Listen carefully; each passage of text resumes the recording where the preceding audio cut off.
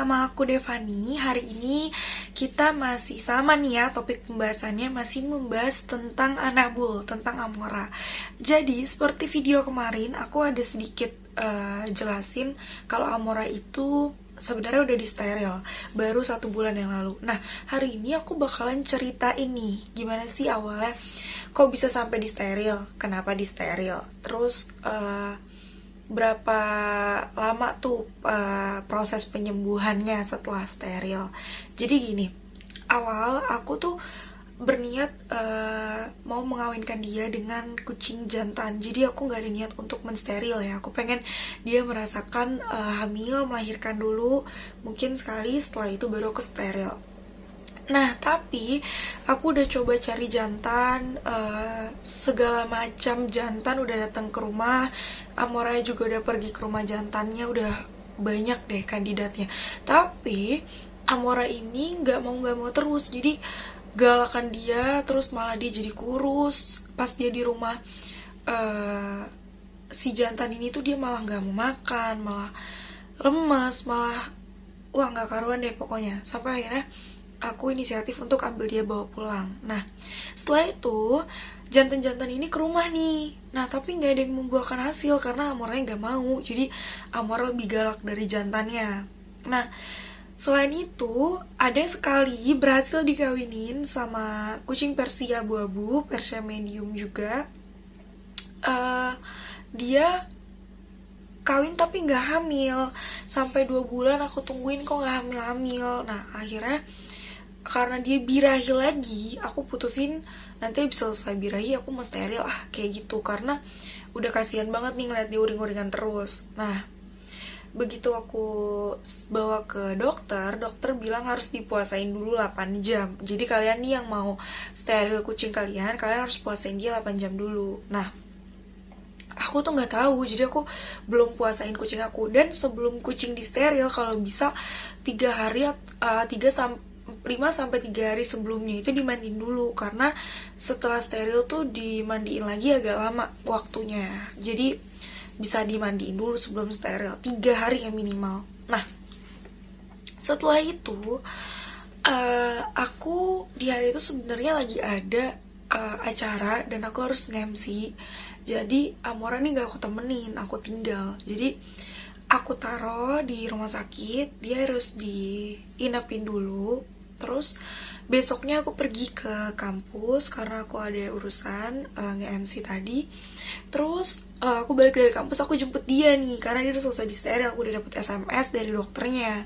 Nah, begitu aku sampai di sana, dokternya nyambut, kita ngobrol, dokternya jelasin ada obat yang harus diminum sama dia 1 hari sekali. Terus dokter bilang dia harus di dalam kandang selama 1 minggu, jangan keluar, dan jangan dimandiin dulu. Terus kalau bisa, jadi dikasih ini yang di leher itu supaya dia nggak jilat-jilatin badan dia, karena kan bekas benangnya masih ada tuh basah, takutnya dia jilat-jilat. Jadi aku harus beli itu. Dan aku beli Royal Canin yang khusus untuk kucing yang lagi sehabis steril, kalau nggak salah namanya Royal Canin Recovery. Nah, terus setelah itu yang basah ya, yang basah, kalau aku pakai yang basah. Nah, dia tuh makan yang basah terus tuh, nggak aku kasih yang kering dulu selama hampir 1 minggu itu ya. Nah, setelah 1 minggu itu aku bawa dia ke dokter lagi untuk cek jahitannya. Jadi jahitannya udah bagus atau belum kayak gitu. Nah, akhirnya alhamdulillah udah jahitannya udah bagus, jadi dia udah sebenarnya udah boleh jalan-jalan, cuman aku masih takut, jadi aku kandangin lagi seminggu. Kata dokter juga sebaiknya dikandangin dulu aja seminggu lagi. Ya udah, aku kandangin lagi seminggu. Setelah itu aku bawa ke dokter, aku minta dokter untuk gunting benang sisanya, karena emang udah bisa digunting kan gitu sisanya. Udah, jadi sisanya digunting, baru Amora dibawa balik dan Amora bisa hidup normal seperti biasa, bisa jalan ke sana ke sini, dan sudah mulai makan makanan basah di minggu kedua ya. Jadi minggu pertama itu makanan basah, minggu kedua makanan kering, minggu kedua udah mulai makan makanan kering. Nah, ada hal yang mengagetkan di saat Amora di steril. Jadi aku tuh sebenarnya pengennya tuh setelah di steril Amora ini tuh diinepin dulu nih di dalam klinik, karena aku takut nggak bisa ngurus dengan baik gitu kalau misalkan dia di rumah. Nah, aku juga takut kan ngilu gitu ngeliatnya, jadi aku kayak bilang sama dokternya, dok boleh nggak kalau misalkan Amoranya diinepin dulu 2 sampai 3 hari di sini gitu. Nanti biayanya biar ditambah. Terus dokternya bilang, kalau menurut saya sih jangan mbak, sebaiknya dibawa pulang aja karena di sini banyak kucing-kucing yang lagi sakit. Takutnya ketularan. Itu pertama. Kedua, kucingnya di sini dari tadi nggak mau makan mbak, nggak ada semangat juga. Makanya pas aku jemput tuh Amora langsung dari tiduran yang udah nggak sanggup ngapa-ngapain, dia berdiri nyambut aku, terus dia jilat-jilat, terus dia meong gitu kayak suara kecil gitu. Terus aku kayak ya ampun kasihan, oh ternyata dia butuh aku nih untuk nemenin dia. Makanya dokternya juga ngomong mendingan dibawa pulang biar dia lebih cepet sehat. Benar banget. Nah, aku juga tanya sama dokter, dok selama pemulihan boleh nggak sih dikasih vitamin? Boleh. Dikasih makanan basah? Boleh banget. Dikasih snack boleh nggak dok? Boleh. Jadi larangannya cuma nggak boleh mandi, nggak boleh dijilat-jilat bekas itu, nggak boleh lari-lari dianya, nggak boleh loncat-loncat. Terus ya tempatnya harus bersih ya, harus steril gitu. Nah, terus yang membuat aku kaget, yang tadi aku bilang ada sesuatu yang membuat aku kaget dan gak nyangka, ternyata di saat operasi Amora itu jadi dokter bilang sama aku, mbak, di awal aku taruh Amora, dokternya bilang, ini ada benjolan mbak di perutnya, ini tuh kayaknya dia hamil deh. Terus aku bilang, gak mungkin dok, kalau hamil sudah gede banget karena terakhir kawin itu 2 bulan yang lalu dan dia udah dipisahin dari jantannya. Terus dokternya bilang, oh dia udah pup belum mbak? Terus aku bilang, pup udah kok tadi di rumah, aku bilang gitu. Ini ada grenjel apa ya, agak gede, dia bilang gitu, dokternya bilang gitu. Terus aku kayak, oh saya nggak tahu deh dok. Terus kata dokternya, oh mungkin ini kali ya bekas pup dia belum selesai, terus jadinya masih bersisa nih di perut dia. Oh iya mungkin dok, saya bilang gitu. Terus habis itu aku nih nggak ada pikiran apa-apa kan. Pas jemput dokter baru bilang, oh iya mbak, ternyata tadi pas dioperasi Amora itu di perut, di rahimnya, di ovariumnya itu ada kista, dan kistanya itu sudah besar. Terus aku langsung kayak, kista gimana? Aku bilang. Terus aku dikasih unjuk foto, ini fotonya, ini foto kistanya yang besar. Jadi ini kan ovari, jadi ini rahim nih 2 begini. Nah, yang ujung itu, yang ujung kecil ya harusnya normalnya seperti itu. Yang gede itu ya karena itu ada kistanya. Jadi kistanya itu yang besar dan kistanya itu bisa pecah. Nah, untungnya alhamdulillahnya aku bener-bener langsung buru-buru bawa dia ke dokter. Sebenarnya kan kayak aku nggak tahu juga ya dia ada kista.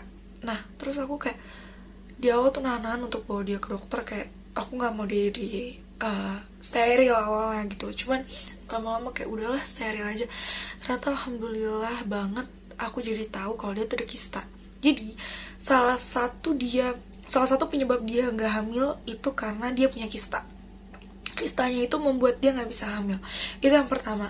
Dan yang kedua, kistanya ini bisa yang membuat dia birahi terus-terusan. Jadi Amora ini birainya tuh agak siklusnya agak cepet. Jadi birahi lagi kayak gitu. Dan aku tanya, ini tuh sebenarnya kenapa sih kok dia bisa ada kista? Kista itu dari mana sih asalnya? Nah, kista itu ternyata asalnya dari hormon. Jadi hormonnya si Amora ini sendiri. Aku nggak kurang paham juga hormon yang kayak gimana yang dimaksud dan lain-lain. Cuman dokternya bilang ini antara hormon atau turunan. Jadi bukan karena dia makan makanan apa atau apa. Dan mungkin karena aku biarin birahinya agak lama. Karena Amora itu dulu kalau jadi umur 1 sampai setahun lewat itu nggak aku kawin-kawinin. Setahun sebulan kalau nggak salah itu nggak aku kawin-kawinin. Sampai akhirnya aku setelah itu baru ngawinin Amora, dan itu pun nggak sampai kawin karena Amora nggak mau. Nah, sampailah di umur 1 tahun berapa bulan gitu dia barulah kawin. Nah, begitu dia kawin, dia baru aku ngerasa kayak kok dia nggak hamil nih gitu. Nah, terus Jadinya itu tuh bisa jadi penyebab salah satu kistanya itu membesar kayak gitu. Itu udah termasuk besar ya kistanya. Jadi kistanya tuh membesar bisa disebabkan karena dia birahi berbulan-bulan dan nggak aku kawin-kawinin. Karena waktu itu aku dengar katanya kalau misalkan kucing birahi di bawah usia 1 tahun itu jangan dikawin dulu katanya, karena masih rentan, takutnya kandungannya nggak kuat begitu. Kata dokter pun seperti itu, makanya aku nggak kawin-kawinin. Dan kebetulan dia tuh udah ada bibit kistanya, jadi nggak dikawinin, kistanya membesar, lama-lama membesar gitu. Nah, untuk part 2 tentang anabul sampai di sini dulu. Semoga bermanfaat buat kalian semua. Semoga bisa diambil ilmunya. Dan buat yang pengen request konten bisa isi di komen. Thank you for watching guys. Jangan lupa subscribe, like, and comment.